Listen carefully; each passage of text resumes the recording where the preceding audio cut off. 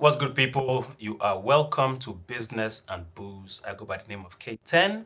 And today we are joined by a gentleman that is just a great guy. He is a multimedia artist that has exhibited in London, Miami, Los Angeles, Berlin, Lagos, and as I said, just a general great guy. Business and Booze is brought to you by Culture Custodian and sponsored by Car Tequila. So we're going to essentially have conversations about business, life, wellness over some cocktails. So, ladies and gentlemen, without further ado, I bring to you Dennis Osadebe. Thank you for having me. Thank you for being here.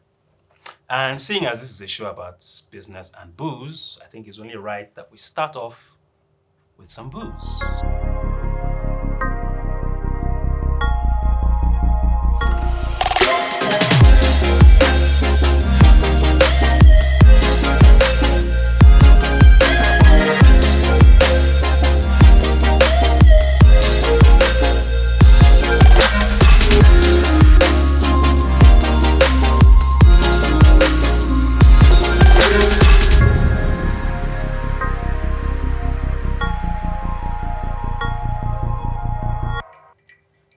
Yeah, thank you. That was a lovely intro. Thank you.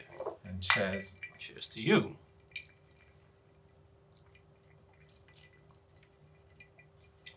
This is good tequila.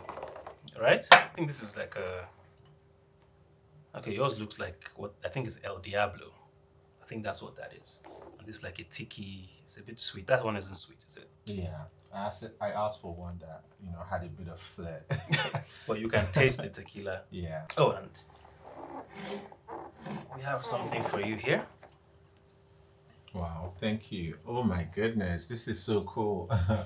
Branded This Car is Tequila, good. ladies and gentlemen. Thank you very much. Thank you. This is fly. Wow. All right. You want to just Wow. quickly Big give them love to another. car tequila for this. Oh my goodness. Yes. Quick sip. Yes, no? Maybe so. Pause. There we go.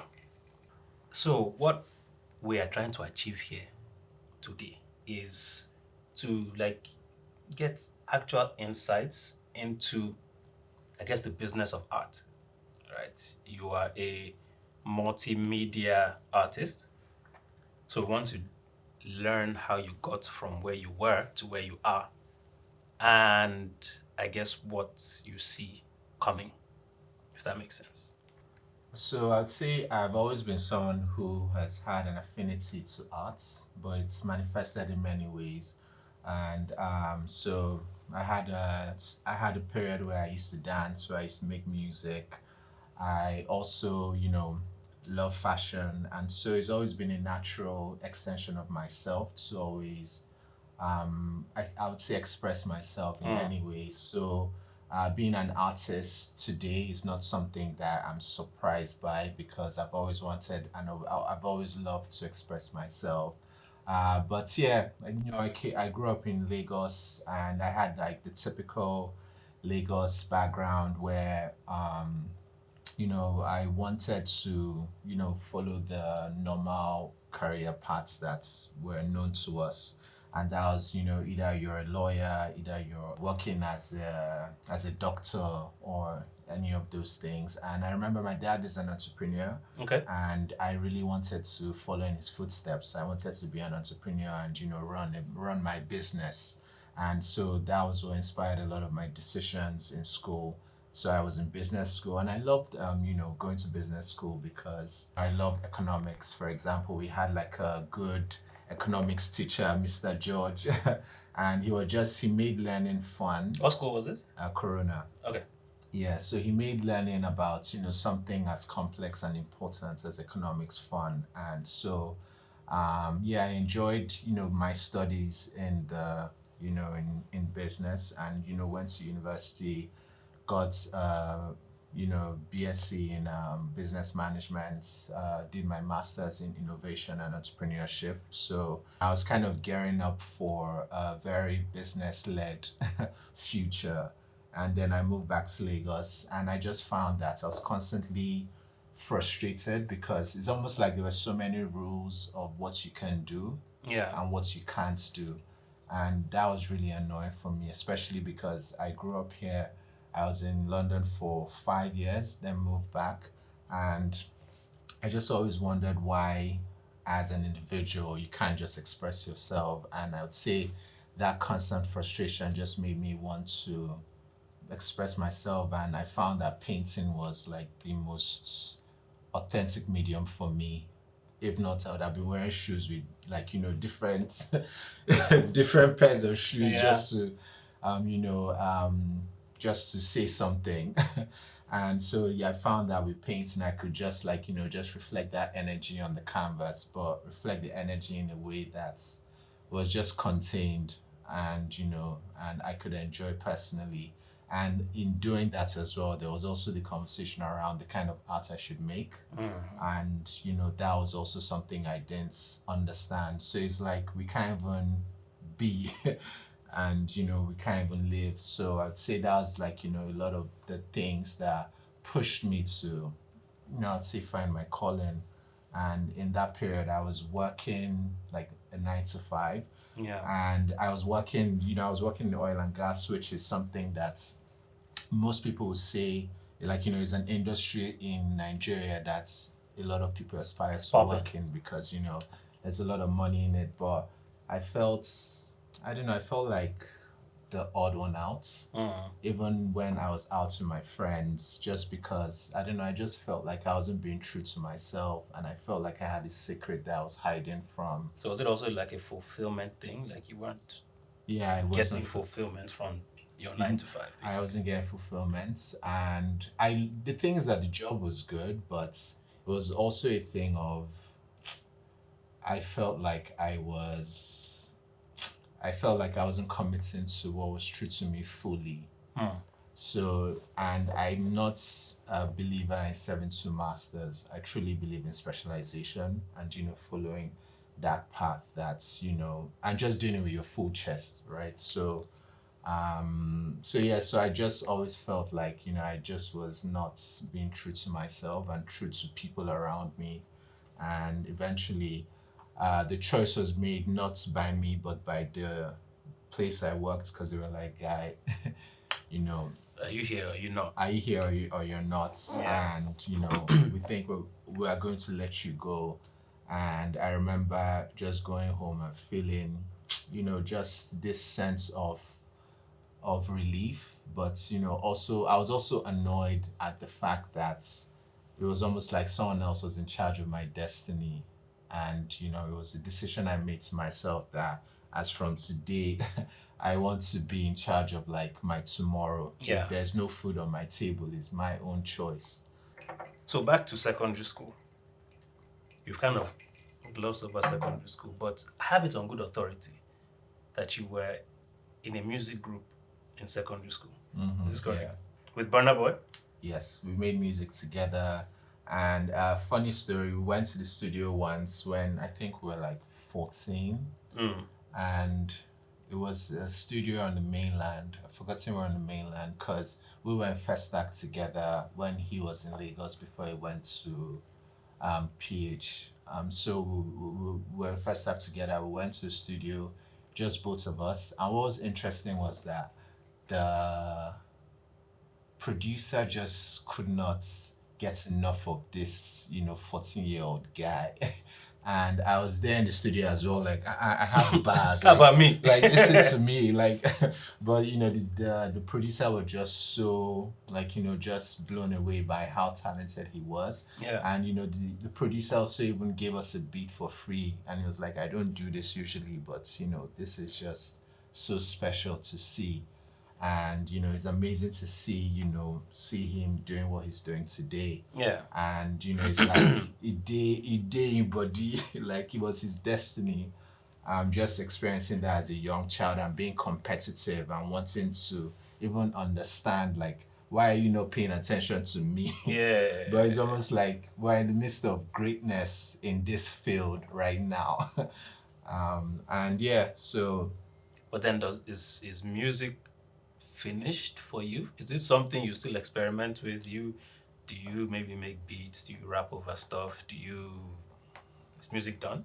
Yes, I hope so. I really hope so because I was told that I couldn't rap, and after that was communicated to me, I said, okay, Oh wow. I'll take this on as as a matured man. And it was just rap. It's not like you were interested in any other thing like production, making Oh no, beats it or was anything like that. just raw expression of myself, my thoughts, my feelings. So Yeah. 100%. So it didn't work out. I mean, what can we do? So You I have mean, to feel in something. I guess that's like an early experience of like rejection. Should we call it rejection or just you having to pivot and say, Exactly, okay, setback. this is not working. Let me try something else. 100%. Yeah. Yeah. From when you taught yourself to now, has your style changed?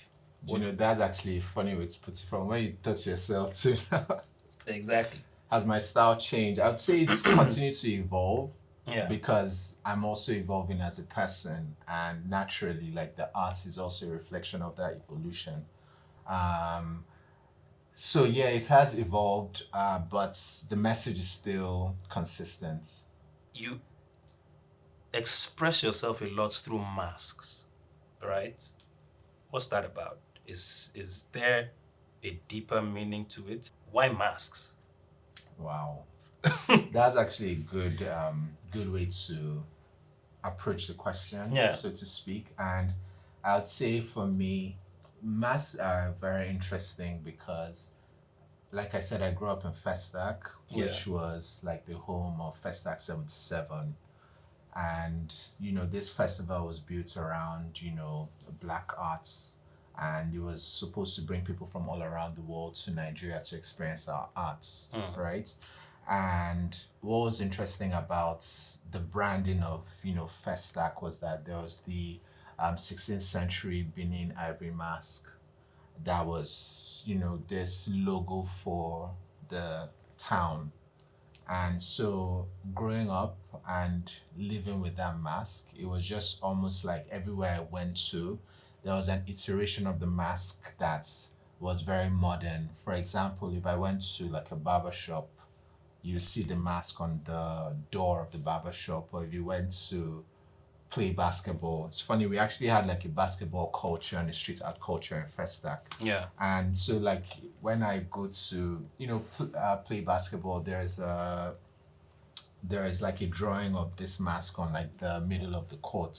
So it was almost like this constant refinement of the mask, or use of the mask that was just such a modern approach to such like a historic iconography, right? So and yeah, and this was always something that inspired me because I always found that learning about art in Nigeria, learning about my culture was always centered around like this is jazz, this is juju. You go to a museum, the lights are not even on, it's dark, there's no presentation that is like very modern, very fresh, Yeah. very inviting for someone who's young or someone who just likes good aesthetics, right? So I found that that was very inspiring to me, and I'd say subtly found its way into my work. And initially, when I started creating, I started with light skinned naked women. Interesting. Yeah, and then it evolved into helmets, and then it evolved into me as a person also asking myself, okay, who am I? What is my heritage? Where am I from? What are the things that are like that true reflection in a way that I can put it on the canvas. And that was when I found the mask. And what was important for me with the mask was during this period, I was like just researching and, you know, basically drawing each mask I found that was like very inspiring, just that refinement of our local iconography. Yeah. And so it was almost like me wanting to do that, but doing it in a way that was authentic. So I use all this like different parts of Nigeria's philosophy on designing a mask on my own mask. So I use like, just the different design philosophies that they've used and the different parts that they've exaggerated and they've, paid attention to. and those were the kind of the codes I used to design my mask. So it's not like you are just sitting down and just waiting for inspiration to hit you from somewhere. There's a lot of research that Yes, goes yeah. into the work as well. Yeah, I always say that ideas are standing around us, but they won't come to us. You have to find it. You have to bait it to you. Like, it's, I find that inspiration comes from me from when I'm working, when I'm present. You have to be present.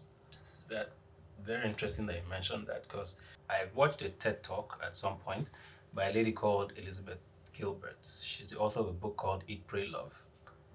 And one of the things she said in the TED talk was inspiration has to find you working, which is basically what you've just said. One Right. million. And another idea that she explored there, this might be a little bit long-winded, but just stay with me, is that creative genius, right, is in the ancient days, ancient Greece, and I think ancient Rome, they called the genius bit of it like a genie, right? So it's not something that necessarily comes from within you. It's like a separate entity that comes through you and helps you create something at the time. 100%. And when it's done with you, it leaves you, right? So my question to you now is, how do you deal with things that come to you as inspiration, right? Because like creative people, sometimes it comes, if you don't treat it in the moment, it's gone forever.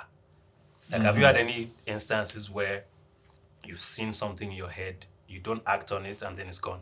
Yeah, 100%. Many times I've been to exhibitions, to fairs, and I'm just like, wow, this was my idea. And I've never had a conversation with this person. Yeah. And it's just, I truly believe that ideas are for all of us and they all exist and it's everywhere. And it's almost like each idea needs its moments. And if you don't take it, it's going to go to someone else. Yeah. I feel like creatives are very, they don't take criticism well, right? And I think that's because creative endeavors are an extension of yourself as a person, right? As opposed to maybe you're like an accountant, right? Yeah. And you're just doing your work, 1 billion%. right? So what has your approach been to like criticism and people like, what's this guy doing? What's all this mask stuff? How do you approach those sorts of things? So it's funny because I find I prefer criticism to praise. Okay. Right? Because, I think that with praise I can grow, right? But criticism is like, if it's constructive, it can allow for growth. And so, yeah, it's weird. I really, really prefer to be criticized, but I don't want to sound like this person who's traumatized. And there's this concept of the suffering artist that I'll fight to, I don't just talk to me anyhow. Hey, we're here for your own truth. But I truly, truly believe that, as individuals, we have to continue to grow, to evolve, to sharpen ourselves and our skills. Yeah. I just think it's necessary. Like, we're not here to please everybody. We're here to just deliver a message. Yeah. And sometimes it resonates, sometimes it doesn't. Correct. And what makes me sleep well at night is knowing that I've done my own path in doing, what I have to do. I wouldn't say it's easy for anybody, but in moments that I'm criticized, I just consider it as constructive. Yeah, and I guess criticism also kind of like exposes you to your own blind spots, things you may not be able to see by yourself. Somebody else can point out, and when the criticism is constructive. When it's constructive, because in this social media era, people just criticize also for the sake of criticizing. Yeah. And just pile on. Again, I was listening to a podcast with Rick Rubin, right, where he mentioned how, I guess, to approach being a creative is like a diary entry, right? There's no right or wrong. 100%. It's your expression. 100%. So just keep creating. 100%. From your heart. 100%. Exactly. Yeah. And I would just add to that and say that for me, if I see one work of an artist that doesn't tell me about their work. It's almost like an artist's work is his whole portfolio. So it's like your whole body of work, your whole life, right? That's the only way we can truly see you and see your work. So one piece of work is the expression at the time. At the time, Basically. exactly. So moving to, I guess, the business side of art, what was your first exposure to an experience with pricing? What was that like for you? That's actually a very good question. I would say the first time I tried to price my arts, I did what I believe everybody should do. I went on Google. Google had this interesting formula as to how you price your work, and it's like the time you put in plus the material plus your reputation, because that also plays a role, right? As much as many people will not agree, like it's also value because it's your time that you used to build something, build credibility. So I'd say my first time, it was just about my hours and the material I used and the credibility, but the credibility was more centered around the gallery I was working with. Yeah. And so that was how I was able to price my first body of work. And yeah, the response was good and positive, and Okay. and I would say as I've grown more, I have just ensured that that the prices just grow as I grow. Yeah. So So the it's like prices reflect where you are at the time, basically. exactly. So speaking of value, right, and building value over time, you have built value up to a point where you have now done a collaboration with the NBA. Huh? Like how did that come about? Did you seek them out? Did they seek you out? And how did you feel when that was going on? So the idea was the NBA is looking to work with artists because they see this as a sector they want to grow, and by growing this sector as well, it helps the NBA's mission in Nigeria, which is to also grow the game.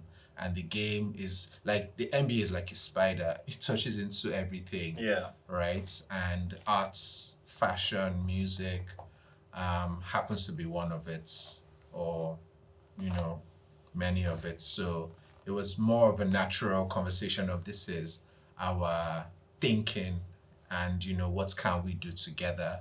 And so I was like, I like this train of thought and I will get back to you with regards to what we can do. So I thought around my own affinity to the game and my own love for the sports. And so, like, I was like, instead of, making a collaboration, this basic idea of, just making paintings and it's a collaboration, why don't we do something more conceptual around making a figurine, which is almost like a toy? Yeah. And, we present that and, allow people kind of just dream through the work. Obviously, the NBA project also, I guess, had some social impact type of 100%. connotation to it. Yeah. Because teamwork can easily be translated to community building. Exactly. Right. So yeah. At the beginning, when you started creating art, did you ever see yourself using your art to speak about social issues? I'd say first of all, I started based on vibes. I just want to express myself, and vibes turned to actually, why are they telling me what to do? And then actually, I hate the fact that the way we portray ourselves has to be this standard. Like I feel like we have the capacity to do more. Yeah. And so yeah, it's just been an evolution of myself, my thoughts, my presence in what I'm doing. Still speaking on collaborations, there's also a collaboration with Hermes. Again, huh? Like, how did that come about? So even in these collaborations that we keep talking about, how do they happen? Is it emails? Is it phone calls? How do they come to you? So with MS, they reached out. Okay. Is it You email? know, email, yeah. Okay. So reached out, loved my work. Thought that they have their universe, I have my universe, and there's synergy Mm. that we can create together. And yeah, and it just happened from there. Conversation started in 2020, so it's quite a process. Yeah. And I am very fortunate and very grateful um, to them and to myself for seeing through with the process. Yeah. Yeah. I'm glad I have this capacity. I'm glad that I'm able to do this. And with everything, I would say I'm just, unfortunately, just that kind of eye on the price guy in terms of thinking that, there's still a long way to go. So it's always on to the next, basically. Yes, and it's also about building something that's sustainable Fair because there's family, there's legacy. Yeah. Speaking of legacy, how has becoming a father impacted your business mind, if at all? I mean, I would say for me, I used to think that, oh my God, in order to be a parent, you have to have all the money, you have to have all the this. I want to be able to take my child to the best schools. All of that is to me, Sha. I don't relate to that today because like I just have not felt this amount of love. Like I keep saying, I feel like an animal. Like just to love something holy, protect thing, this my child, my wife, Yeah. holy is just such an amazing thing. And to your question, I would say it's made my time more precious, Has it made you more aggressive in terms of pursuing No, no, no, business? not more aggressive. Okay. Like I was having this conversation with a friend 2 days ago, and she puts it in the best way that I'm about to put it. Basically, it just made like anytime I'm not with my daughter, it has to count for something because I can be spending time just hugging this my beautiful daughter. Opportunity cost. You get me? So it's like if I'm not doing that, it has to be what my wow. So that's like just what it's done now. So it's made me approach time differently. And it's funny enough. because I was trying to frame a work the other day, and he told me the price and he told me the time it was going to take, and I was arguing with him for the time, like I needed this time, and he was like, hold on, you're negotiating with me about time. It's not even about the price. That's the truth of the matter is, honestly, in life, time is the real currency. It's the real That's the currency. real currency. And he was like, guy, you're actually negotiating with me for the time. I've never seen this before. I'm like, guy, just have it ready for this time.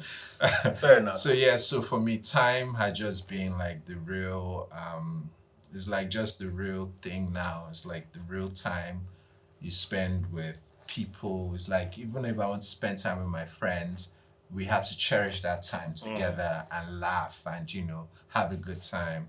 If I'm going to do work, if I'm going to do a meeting, if I'm going to have a conversation, it just has to be like bring real value to me Yeah. in a way that it adds to my life. So yeah, so I'd say that's what the change has been. But I'm still new to this game.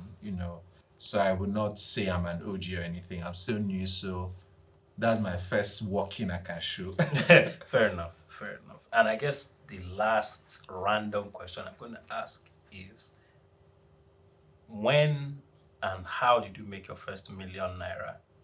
And how did you spend it? Do you know that my first million naira is still in the savings account? The first time I made it, I just say, hey, Now maybe this. see 1 million naira. Say, hey, see 1 million naira. And was also off one piece of art. No, it was from probably like 2, 3. It was an exhibition. Yeah, it was my first exhibition in Lagos. Shout out to Red Door Gallery for giving me a platform. And the show was the stepping stone for my career because it's opened me to new collectors, to good conversations, Yeah. and my first international press. And my first international press was like, wow, like I can actually have this conversation globally, not just locally.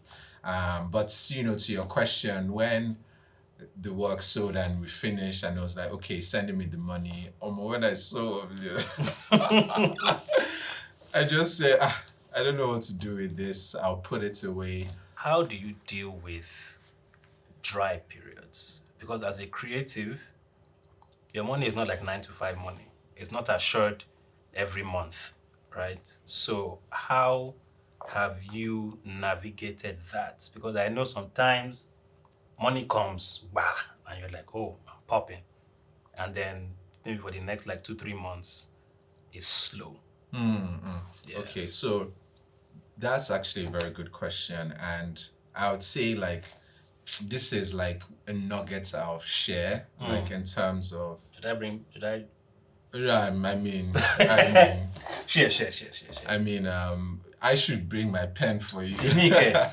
But yeah, I would say, in terms of, money and managing money, especially as a creative, what's very important is to always put yourself in a position where when drought happens, you're able to sustain it because you want to have that freedom to still be yourself. Because what then happens is when drought happens and there is no money, you become desperate because you're hungry. And have like your sustenance period because we all know ourselves.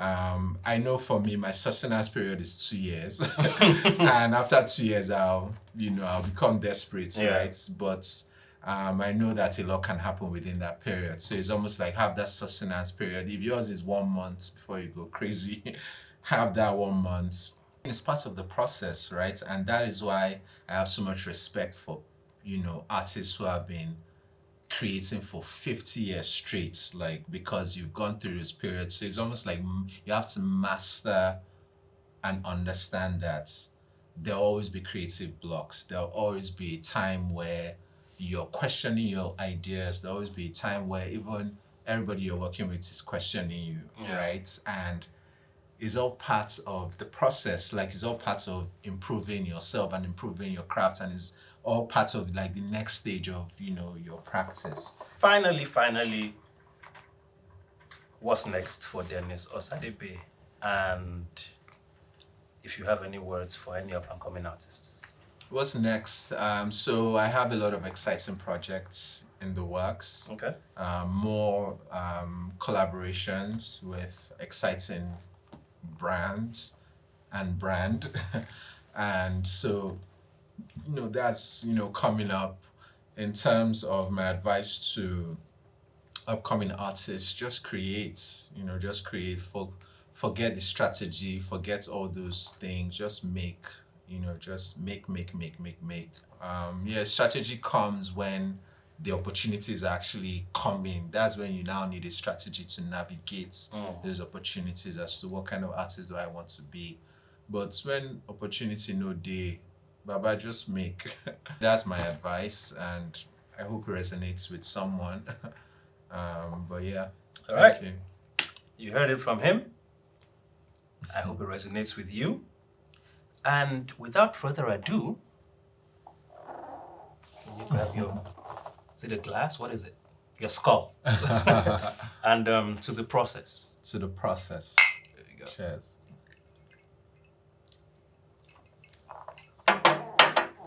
See you next time.